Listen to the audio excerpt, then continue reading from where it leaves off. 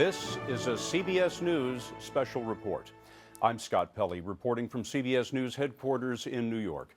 We are interrupting the programming this afternoon because of a rather unusual event. There has been an earthquake along the eastern coast of the United States, an earthquake that has been felt from Virginia all the way up to Massachusetts. It was a relatively mild earthquake, originally came in at 5.8. It's now being considered a 6.0 earthquake.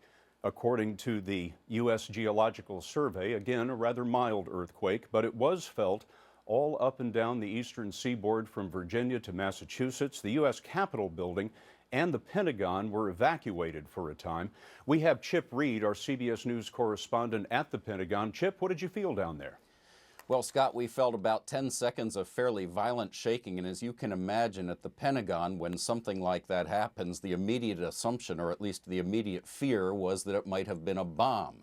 Immediately, people started running out of the Pentagon.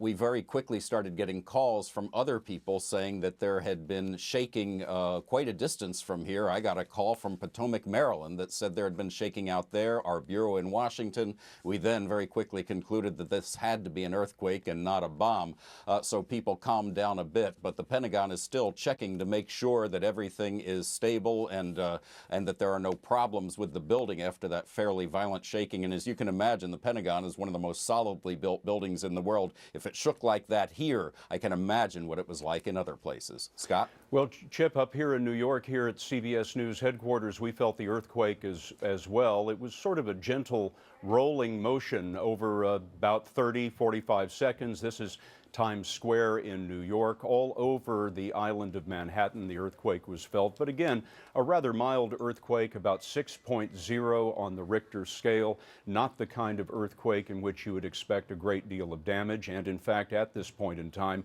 we do not have any reports of significant damage or injuries from this fairly rare earthquake along the east coast of the United States. We will have a great deal more about this story and about the developing story in Libya on your local CBS stations, on cbsnews.com, and of course later this afternoon on the CBS Evening News. Until then, I'm Scott Pelley, reporting from CBS News headquarters in New York.